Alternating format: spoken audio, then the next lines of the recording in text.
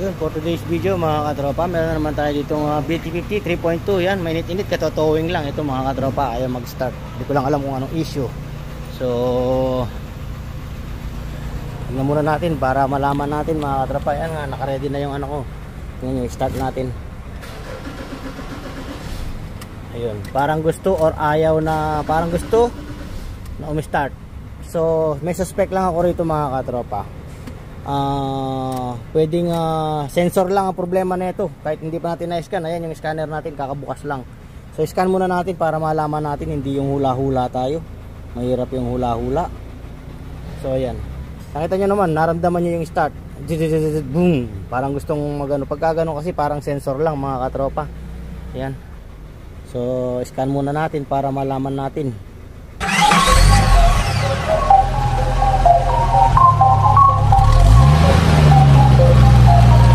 The Mechanic TV. Who made this? The Mechanic TV channel, dito ay manood ka. Click mo subscribe button, click yung bell, updated ka sa mga paparating namin na gawain. Alam mo na, subaybayan galaw ni Sir Edgar, manapat manood ka.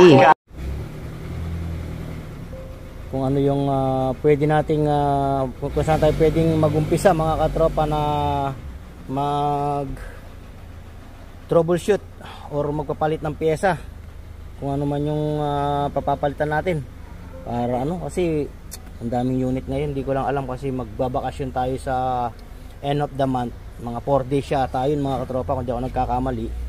So kailangan ma-release natin yung mga ibang unit mga katropa. So 1, 2, 3, 4 yata yun, holiday kasi merong festival. So sakop yung Saturday, Sunday, Monday and Tuesday. So in advance na nila yung ano, kaya ginawang 4 na araw. Yan. So check natin kung ano yung suspect, kung may sensor na malfunction. Kung hindi man ay sa fuel system. Yan. Diagnose natin para alam na nila kung saan sila pupunta mga katropa, kasi mga busy rin sila.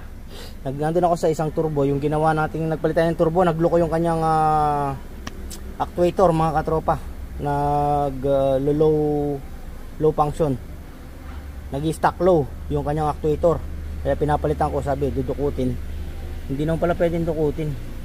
So ito yan, BCM, IPC kasi nga ayaw mag-start. Kaya dito tayo sa PCM, camshaft position sensor. Sabi ko sa inyo mga katropa, merong issue na camshaft position sensor. Iyan, kaya ayaw mag-start. Kaya parang pag in-start mo, parang gusto na ayaw mga katropa yung ating unit. Yan, tingnan natin itong isa.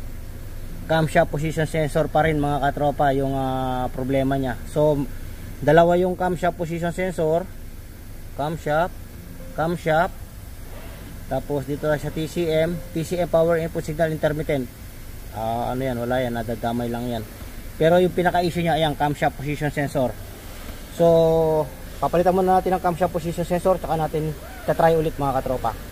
Mga katropa, natanggalan natin yung ating sensor. Ayan yung kanyang sensor, camshaft position sensor.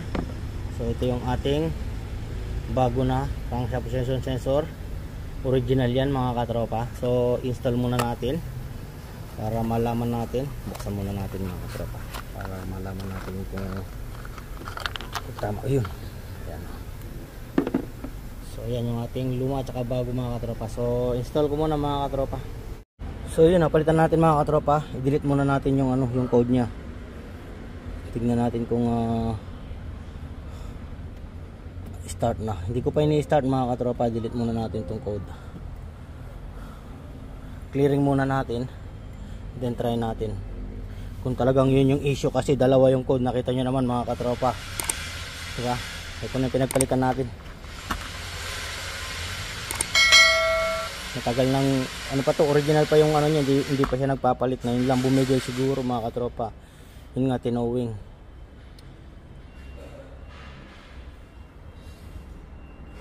So far wala, hintay pa tayo mga katropa.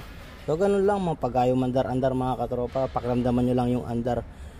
Pagka kasi camshaft, lalo na Ford BT50, parang gusto niyang umandar na ayaw, parang napipilitan lang siya mga katropa. So ito sa aircon, HVAC, so wala yan. So start natin. One kick na mga katropa. Ayan oh, di ba? Sensor, ganun lang, napaka basic niya, no? Pwede niya ng ano, patowing-towing pa. Siguro malayo yung lugar nito kaya pinatowing, hindi na lang pina-check. Ayan. So okay na mga katropa, pwede niya nang i-release. Papakuha na natin yan, maraming unit mga katropa. So follow for more, subscribe for more. Maraming salamat sa pagsuporta.